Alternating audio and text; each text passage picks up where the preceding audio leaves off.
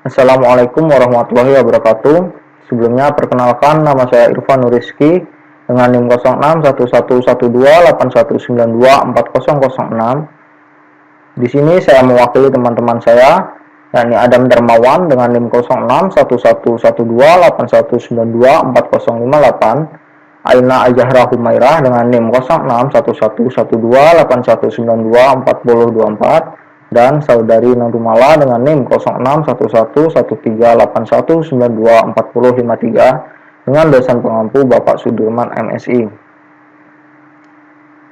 Di sini saya akan menjelaskan tentang cahaya. Yang pertama adalah latar belakangnya. Nah, cahaya adalah energi berbentuk gelombang elektromagnetik yang kasat mata dengan panjang gelombang sekitar 380 sampai dengan 750 nanometer pada bidang fisika. Cahaya adalah radiasi elektromagnetik baik dengan panjang gelombang kasat mata maupun yang tidak. Selain itu, cahaya adalah paket partikel yang disebut foton. Nah, studi mengenai cahaya itu dimulai dengan munculnya era optika klasik yang mempelajari besaran optik seperti intensitas, frekuensi, atau panjang gelombang, polarisasi, dan fase cahaya. Sifat-sifat cahaya dan interaksinya terhadap sekitar dilakukan dengan pendekatan paraksial geometris seperti refleksi dan refraksi, dan pendekatan sifat optik fisisnya, yaitu seperti kita ketahui ada interferensi, difraksi, dispersi, dan polarisasi. Masing-masing studi optika klasik ini disebut dengan optika geometris dan optika fisis. Nah, Manfaat dari modul ini diharapkan dapat membantu mahasiswa untuk memahami tentang pengertian cahaya menurut beberapa tokoh atau ahli. Tujuan pembelajaran dari modul yang dibuat video ini adalah pertama, mahasiswa mampu memahami pengertian cahaya. Kedua, mahasiswa mampu menjelaskan pengertian cahaya. Ketiga, mahasiswa dapat menyimpulkan pengertian cahaya dari beberapa ahli. Deskripsi singkat. Modul ini akan memberikan pengertian cahaya oleh beberapa ahli. Pertama dari Plato dan Euclides, kedua Aristoteles, ketiga Al-Kindi, keempat Al-Haytham, kelima Kamal al-Din Al-Farisi, keenam Al-Hasan, ketujuh Newton, kedelapan Jean Foucault, kesembilan Huygens, ke-10 James Clerk Maxwell, ke-11 Max Carl Ernst Ludwig Planck, ke-12 Albert Einstein, dan Louis de Broglie. Selanjutnya ialah uraian materi dari beberapa tokoh. Yang pertama, uraian dari pendapat Plato dan Euclides. Plato pada tahun 429 sampai 348 sebelum Masehi dan Euclides dari 287 sampai dengan 212 sebelum Masehi. Keduanya berasal dari Yunani. Keduanya berpendapat bahwa kita dapat melihat benda di sekeliling kita karena dari mata kita memancarkan sinar-sinar penglihatan yang berbentuk kumis-kumis peraba. Apabila kumis-kumis peraba menyentuh benda, maka kita akhirnya dapat melihat benda tersebut. Yang kedua, ada pendapat dari Aristoteles. Aristoteles 384 sampai dengan 322 sebelum Masehi. Aristoteles juga berasal dari Yunani, yang menentang adanya kumis-kumis peraba yang disampaikan oleh Plato dan Euclides. Karena pada kenyataannya, kita tidak dapat melihat benda-benda yang berada di dalam ruangan gelap. Menurut Aristoteles, penglihatan merupakan bentuk yang diterima mata dari objek yang sedang dilihat. Tetapi sayangnya, Aristoteles sendiri tidak dapat menjelaskan mengapa mata dapat melihat benda. Akhirnya, teori kumis-kumis peraba ini dapat bertahan sampai abad pertengahan. Yang ketiga, pendapat dari Al-Kindi. Al-Kindi 801 sampai dengan 873 Masehi. Merupakan seorang ilmuwan muslim pertama yang mencurahkan pikirannya untuk mengkaji ilmu optik. Secara lugas, Al-Kindi menolak konsep penglihatan yang dikemukakan oleh Aristoteles.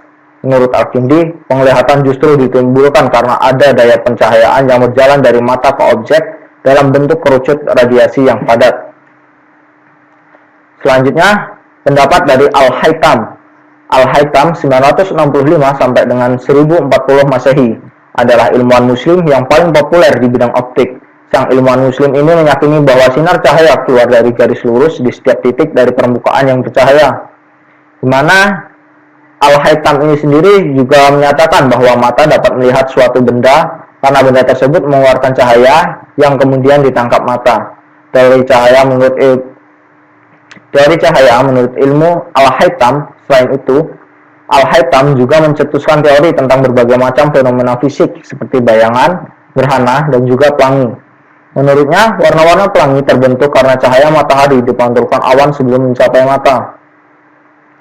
Selanjutnya, ada pendapat dari Kamal al-Din al-Farisi. Menurut dia, pelangi terjadi karena sinar atau cahaya matahari dibiaskan 2 kali dengan titik air hujan yang turun. 1 atau lebih pemantulan cahaya terjadi di antara 2 pembiasan. Selanjutnya, pendapat dari Al-Hasan. Al-Hasan 965 sampai dengan 1038 Masehi adalah seorang ilmuwan dari Mesir yang menyatakan pendapat bahwa mata dapat melihat benda-benda di sekeliling karena adanya cahaya yang dipancarkan atau dipantulkan oleh benda-benda yang bersangkutan masuk ke dalam mata. Teori ini akhirnya dapat diterima oleh banyak orang sampai abad ke-20. Selanjutnya adalah pendapat dari Sir Isaac Newton. Cahaya adalah pancaran partikel-partikel yang sangat kecil dan ringan berupa garis lurus ke segala arah dengan kecepatan yang sangat besar. Bila partikel-partikel ini mengenai mata, maka kita mendapat kesan melihat sumber cahaya itu. Selanjutnya, pendapat Jean Foucault. Dalam percobaannya, Jean Foucault mendapatkan kesimpulan bahwa kecepatan cahaya dalam air lebih kecil daripada kecepatan cahaya dalam udara. Dengan demikian, teori Newton yang menyatakan bahwa kecepatan cahaya dalam medium rapat lebih besar daripada kecepatan cahaya dalam medium renggang tidak benar. Selanjutnya ada pendapat dari Christian Huygens. Christian Huygens 1629 sampai dengan 1695 adalah seorang ilmuwan yang berkebangsaan Belanda yang menerangkan bahwa cahaya adalah dasarnya sama dengan bunyi, yaitu berupa gelombang. Perbedaan cahaya dengan bunyi hanya terletak pada panjang gelombang dan frekuensinya. Karena cahaya sebagai gelombang, maka harus ada medium atau zat perantara yang dapat merambat dalam ruang hampa.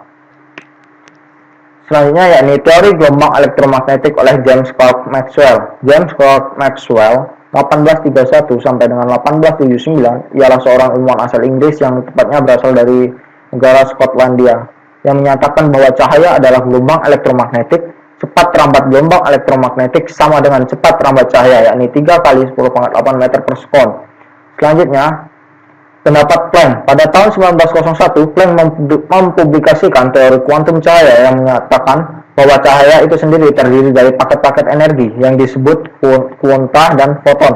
Akan tetapi dalam teori ini, paket energi atau partikel menyusun cahaya yang dimaksud berbeda dengan partikel yang dikemukakan oleh Newton, karena foton yang dikemukakan oleh Newton ini memiliki massa, sedangkan oleh Planck tidak memiliki massa.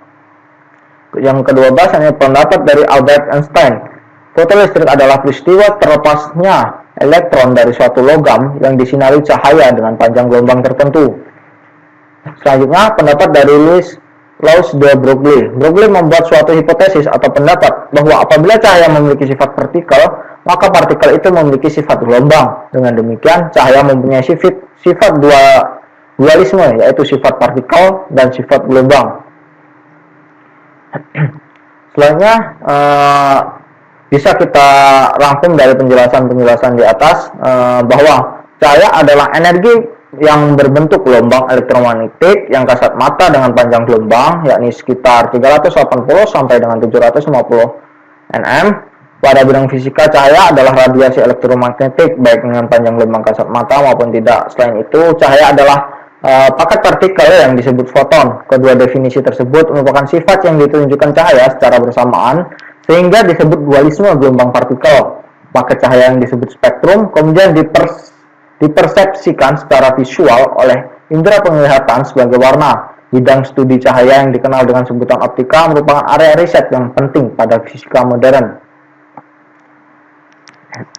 Studi mengenai cahaya ini sendiri dimulai dengan munculnya era optika klasik yang mempelajari besaran optik seperti intensitas, frekuensi, atau panjang gelombang, polarisasi, dan fase cahaya sendiri. Sifat-sifat cahaya dan interaksinya terhadap sekitar dilakukan dengan pendekatan paraksial geometris seperti refleksi dan refraksi, dan pendekatan sifat optik fisiknya seperti yakni interferensi, diffraksi, dispersi, polarisasi. Masing-masing studi optika klasik ini disebut dengan optika geometris dan optika fisis. Ada beberapa tokoh yang mengartikan cahaya, diantaranya Plato dan Euclides, Aristoteles, Al-Kindi, Al-Haytham, Kamal al-Din Al-Farisi, Al-Hasan, Newton, James Booth, Foucault, Huygens, James Clerk Maxwell, Max Clark, and Ludwig Planck, Albert Einstein, dan Louis de Broglie. Nah, sekian yang dapat saya sampaikan, kurang dan lebihnya dalam pemaparan video ini saya mohon maaf. Saya akhiri, wassalamualaikum warahmatullahi wabarakatuh.